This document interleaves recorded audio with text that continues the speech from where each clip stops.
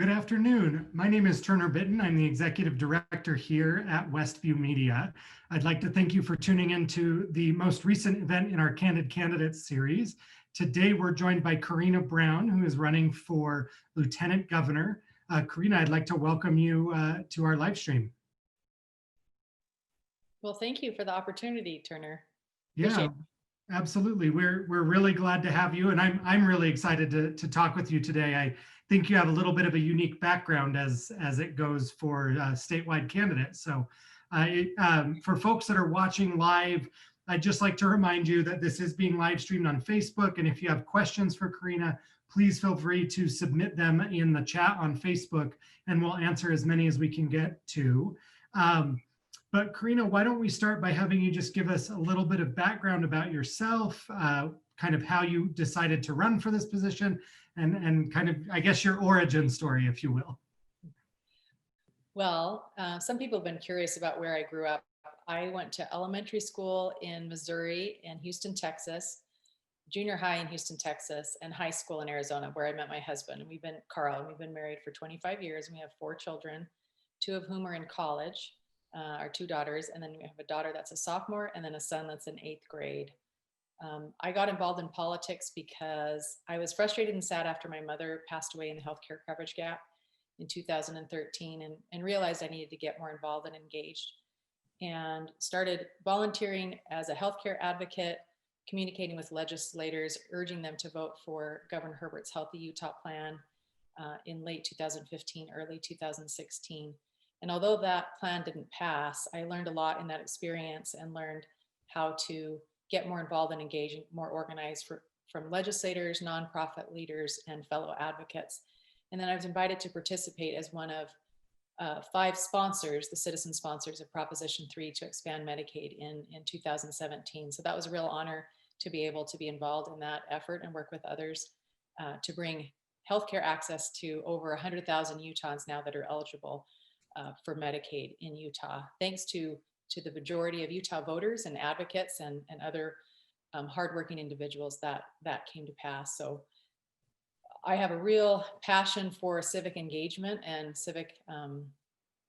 us exercising our civic privileges as citizens because of my experience and being sad and frustrated about my mom dying, to getting involved and organized, getting connected with people at nonprofits and in the legislature, in the community, to advocate for people that could be in need of healthcare, quality healthcare. Thank you. I have just a quick follow-up question for those that are watching. You mentioned the healthcare gap. And I was wondering if you could explain maybe what that is for folks that are watching that maybe don't know what that means. That's a good question. So it's when people don't make enough to buy their own insurance, but make too much to qualify for Medicaid.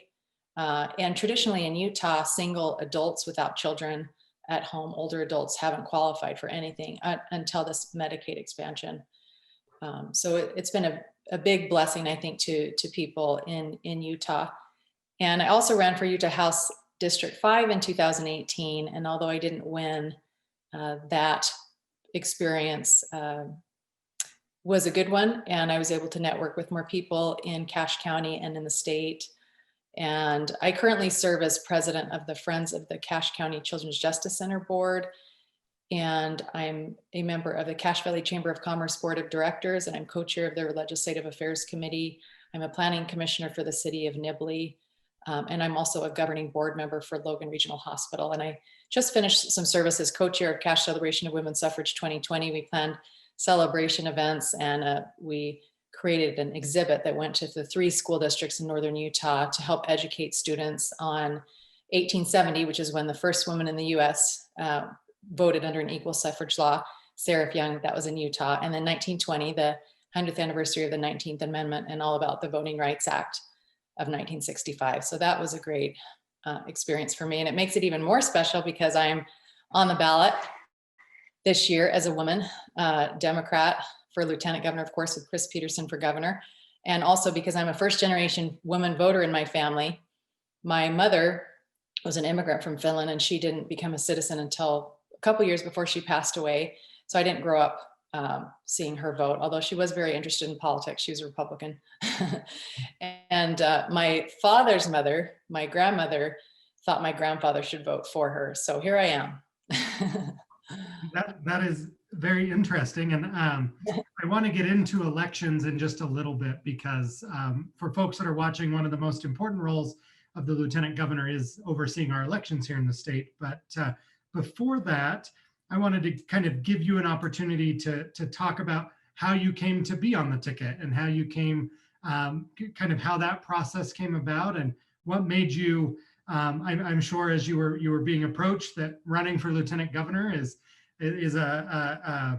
quite an intense thing to do, I'm assuming, in 2020, and just want to give you an opportunity to talk about how that all came together.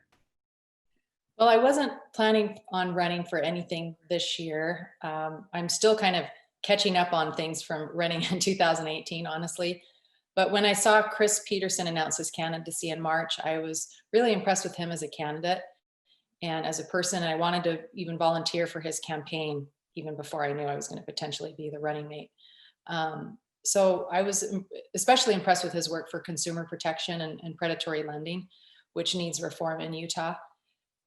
So I had that in my mind already. And then someone that I had met, former Senator Scott Howell, called me and said, would you consider being his, lieutenant governor candidate? He's talking with a lot of people, but would you even talk to him? And I said, yes. And so we had a couple conversations over the phone, and he talked with probably 25 people.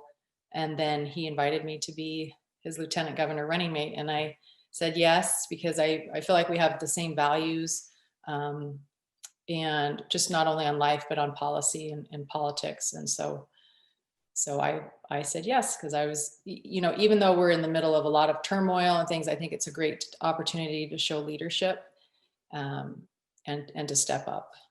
Yeah, I appreciate that perspective, and I think the next thing that I'd kind of like to get into is talking about some specific issues that motivate you. We've talked a little bit about healthcare, and if you'd like to, you feel free to expand more on that issue. But I'd like to ask what other issues you see and what kind of motivates you as you look at taking office and that type of thing. What would be the animating issues for you? Well, you're a very good interviewer, so thanks for these good questions. Well, yes, the lieutenant governor maintains oversight over elections in addition to some other duties, like notaries public, the legal authentication of documents, maintaining oversight and regulation of lobbyists, certifying municipal annexation, and the keeper of the Great Seal of the state of Utah. So those are some of the constitutional duties of lieutenant governor. So some of the things that I am interested in, of course, healthcare access. Utah is one of several states that's in a lawsuit, I think 20 states, to repeal the Affordable Care Act, and it will be heard November 10th at the Supreme Court level. So that will potentially impact over 20 million Americans and thousands of Utahns that have their health insurance plan through the Affordable Care Act exchange, and individuals that are on Medicaid. And so that is a big concern to me, because if the Affordable Care Act is repealed, there has been discussion that the Republicans won't take away people's pre-existing coverage, or people that will be on their parents' insurance till they're 26. But that plan hasn't been laid out that I have seen to my satisfaction. So there hasn't been an effective, I believe, replacement plan. So especially in the middle of a pandemic, that is a real concern.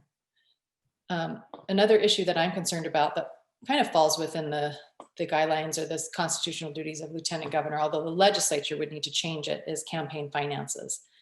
So when you file and run for office, you have to report every single donation and expense in this accounting system, this financial disclosure system. But Utah is one of only 5 states that allows unlimited campaign contributions for statewide offices. So the candidates for Congress and Senate, they have guidelines. I think it's like $2,500 per donor. But in the state of Utah, if you're running for a governor, lieutenant governor, attorney general, Utah House District 5, Utah Senate seat, whatever, there's no limit on donations. So you can get $100,000 donation, $50,000 donation. So I believe that has led to an imbalance in Utah government, not even talking about political parties. And I wrote an opinion piece that I submitted to the Deseret News, and they recently published it. And I just expressed my concern that this needs reform in Utah.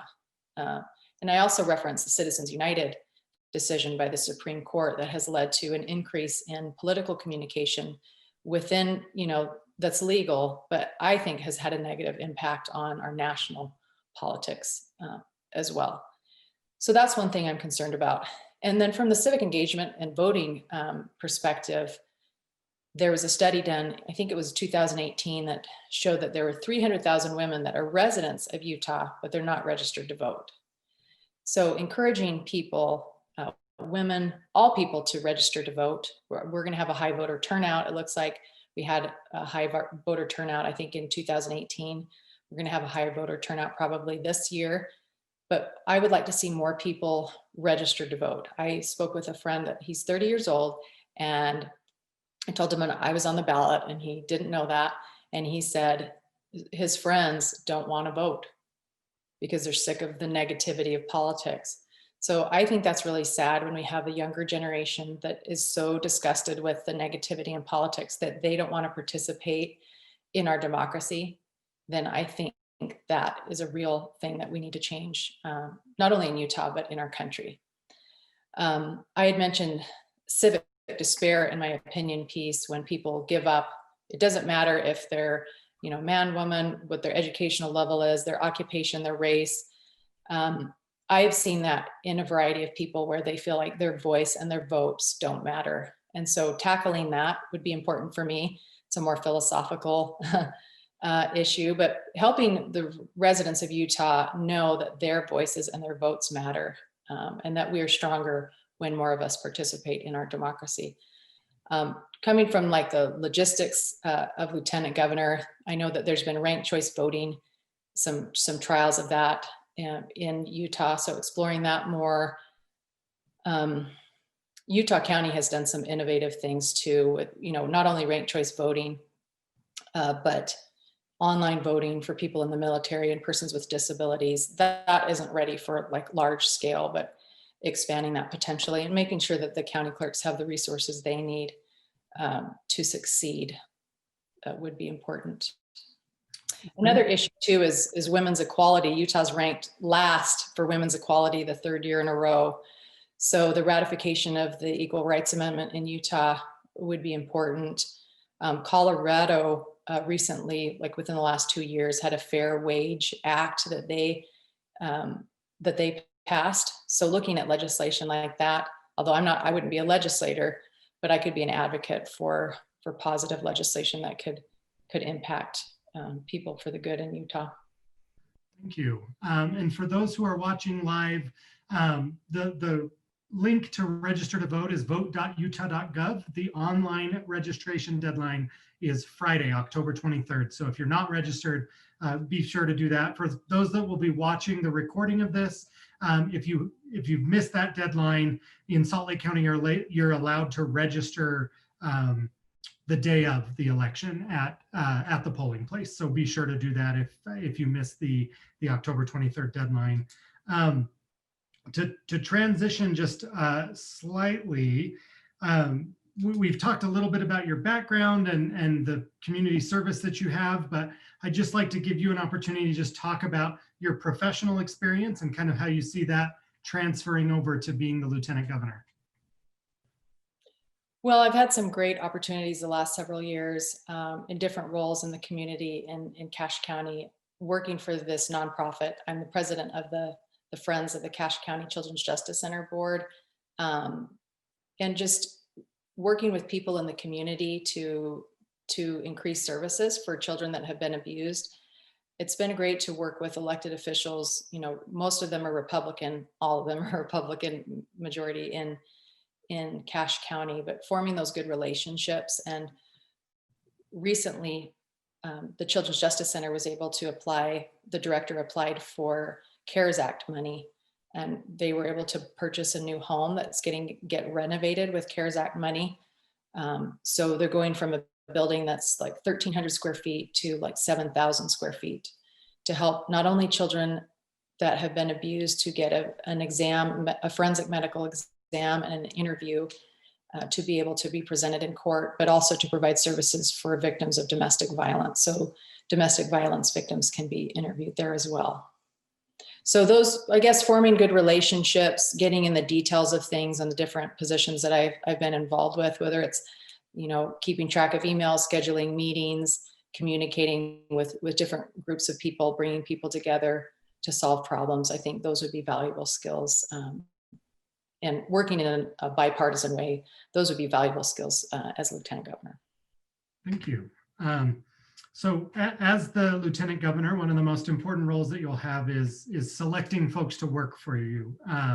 And so our newspaper serves the west side of Salt Lake City, which is a very diverse area. And we have this as a standing question, but what will you do as a leader to promote inclusivity and diversity in your office? Well, this afternoon, I recorded a Spanish radio ad for our campaign at Cache Valley Media Group. So reaching out to people where they are, in their communities, connecting with their leaders so that they feel comfortable forming a relationship with me or with Chris or with us as the government. I want people to feel like they have a voice. Like I said earlier, they have a vote, but also making sure that people are leaders, the leaders that we see on television. It would be great when there's a bunch of legislators signing bills that there's some diversity. So I'm really looking forward to the diverse group of candidates that we have on the west side to see. I hope that they all win, and to see that representation. Chris has committed also, if we are elected, that if we win, to having the most diverse cabinet in Utah history.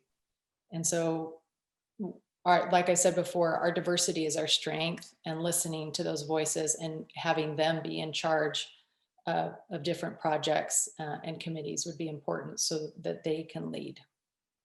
Thank you. Earlier, you mentioned that we're celebrating the centennial of the 19th Amendment. And I just wanted to know, give you an opportunity to talk about what you think the future of, you had mentioned women's equality and women's suffrage as kind of a motivating issue. And I just want to give you an opportunity to talk about what you think the future of the state looks like. You mentioned that we're the worst, and I took away from that if you're elected, that would be a priority for you. And so I'd like to give you a chance to share your vision of where we're headed as a state and the things you'd like to see as it relates to issues relating to women. Well, I'd like to see Utah, of course, not be in last place for women's equality in the country, while also not last in per pupil funding. So I think those two things go hand in hand, like improving our educational funding, improving our class sizes so there's not such large classes, student teacher ratio, taking care of our teachers, but also forming a statewide study or analysis of state employees to see where their pay is at, how that process has gone the last several decades, and improving on that. And for Utah to be in the news for positive things, cutting edge things, where women can thrive and succeed, where we don't have predatory lending. That's another issue. Utah is one of only several states that has no cap on payday loan interest rates. The average payday loan interest rate is 652%, and the majority of payday loan company users are white women between the ages of 25 to 44 and minorities. So when we want women to succeed economically, when we want them to succeed in relationships, we need to have payday lending reform. We need to have campaign finance reform. We need to increase the minimum wage. We need to decrease domestic violence. We need to show that we support women and that we're their allies so that they can succeed in everything they do. Thank you very much. I'm going to give and you ratify the Equal Rights Amendment. I'm going to give you a break for just a second because I've asked you a bunch of questions in pretty rapid succession. and go to the audience and let you know that this is your time. If you have questions that you've been sitting on and you'd like to ask, please submit them in the chat, and I'll be sure to get to as many as we can. One of the final messages or final questions that I have for you before I go to some audience questions is, what is your general message? Why should folks support your ticket? And I guess give us your elevator or your campaign speech really quickly. Well, I think with Chris's work for consumer protection and my work for healthcare, Medicaid expansion, show our commitment to vulnerable populations. And we are committed to working hard for all Utahns, not just, wealthy donors or big corporations, but we are committed to working hard so that all Utahns can succeed. Thank you. That is a good segue into the first audience question that I saw we had, and I believe it's DJ is the name. But DJ asked how you feel about overriding ballot initiatives. And I'm assuming they're referencing 2018 when there were 3 ballot initiatives passed that were then adjusted and changed by the legislature. Well, that's a great question. Because I was a sponsor of Proposition 3, it was very stressful. It was stressful because we didn't know if we would get enough signatures for it to be on the ballot. Then it got on the ballot. We were stressed out. Are the voters going to go for this? And it just shows the compassion of Utah voters that they voted for all 3 ballot initiatives. Utahns, we care about each other. And I think our values are the same. And so when I've sensed also just from talking with different people that they were extremely frustrated because there was a high voter turnout in 2018, and then the legislature revised those ballot initiatives.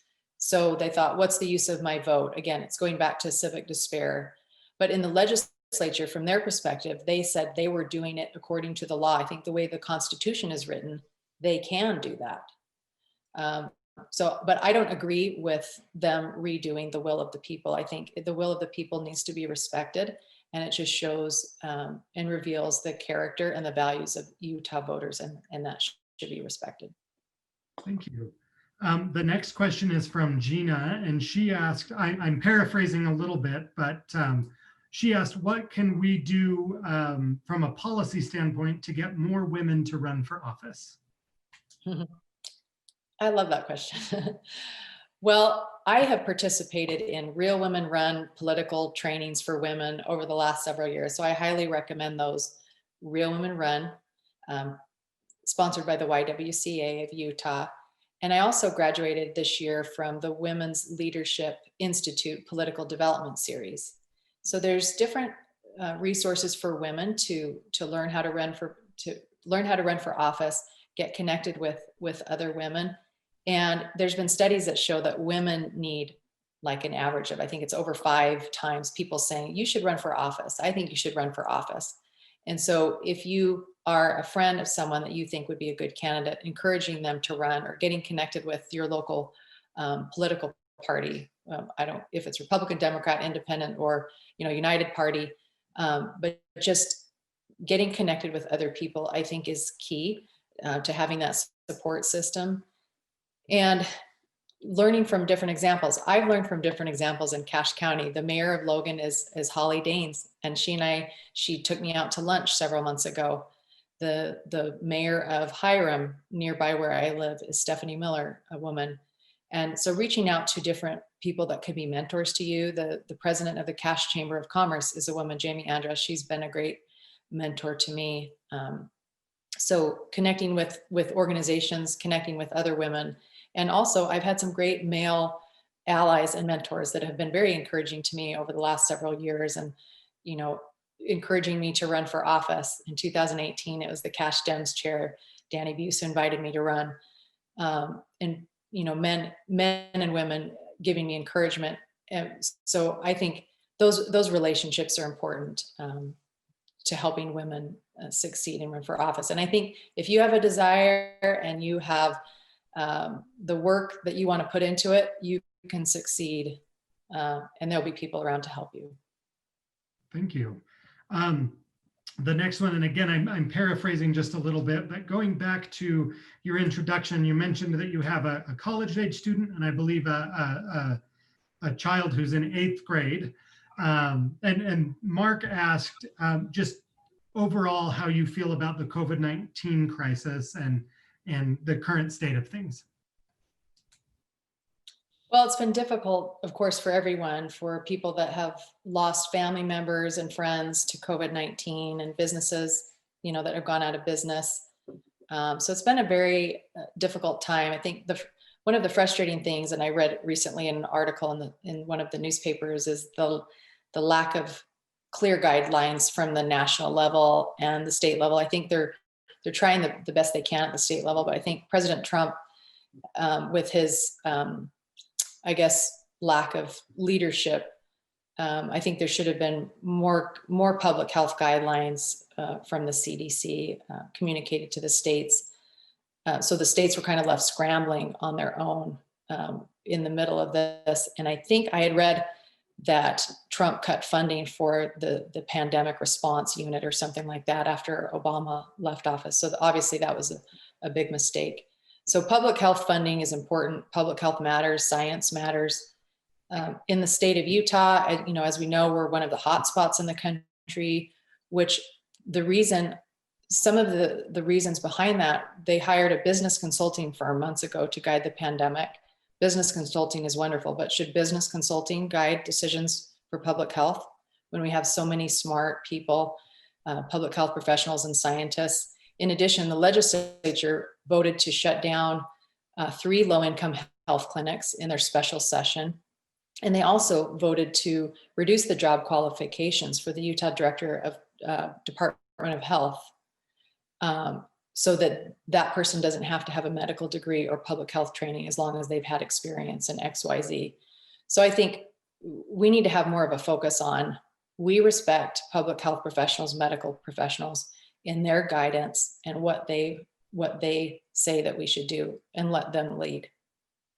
Thank you. The second to last question that I've prepared, and I'm going to just take a second to remind folks who are watching live that if you have any last questions, to get them submitted. But the second to last question that I have for you is, what was your voting plan, or what is your voting plan to cast your ballot this election?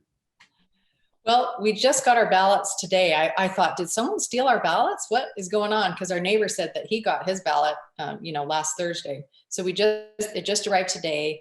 And so it's me, my husband, and our, a daughter that's 20, a daughter that's 18. So I think we're all going to vote together and then go drop it off in the Cache County drop box. Thank you. And I'd just like to remind folks that are watching to make a plan for returning your ballot, whether you're doing that at one of the secure drop boxes, whether you're sticking it back in the mail, or whether you choose to vote at a vote center during the general election on November 3rd. I haven't seen any additional audience questions come in. So the last question that I always like to ask is, was there a topic I should have brought up that I didn't?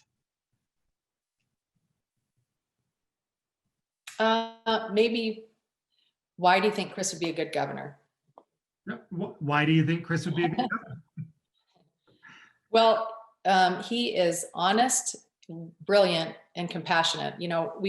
I wanted to do Facebook Lives over the last several months. So we've had conversations with different people representing, with different backgrounds. We had a psychiatrist talking about suicide prevention and mental health.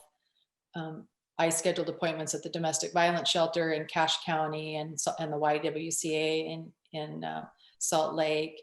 And through all of these different experiences and interacting with, I think, that are real human problems that we need to help address: mental health, domestic violence, things like that in Utah, also the pandemic response.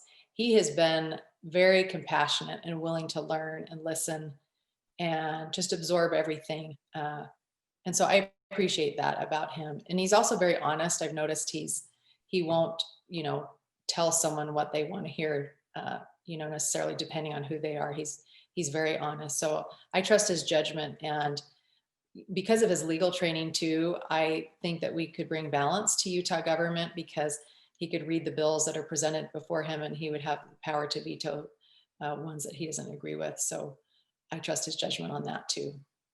Well, I thank you so much. And the last thing I'd like to ask is, how can people find out more information about your campaign? Well, thank you. Our website is petersonforutah.com. And so they can learn more about us at that website, petersonforutah.com. And if they'd like to learn more about me, just in depth, I have karinaforutah.com. But the main camp page is petersonforutah.com.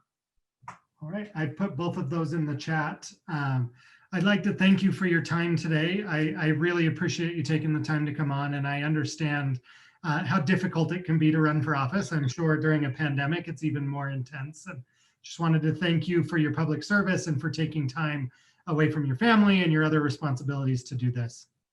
Well, thank you. Thank you for the invitation, Turner. And I just have to give a little plug. I'm really excited. Chris and Spencer Cox are going to be interviewed on CNN tonight at 8:30 with Don Lemon about their civility in politics public service ad. So Chris is going to get interviewed on BBC and a Swiss news station tonight too. So look for those things coming out in the media. But I appreciate your time. Yeah, thank you so much, and good luck in November. Thank you. Appreciate it. Take care. Bye-bye.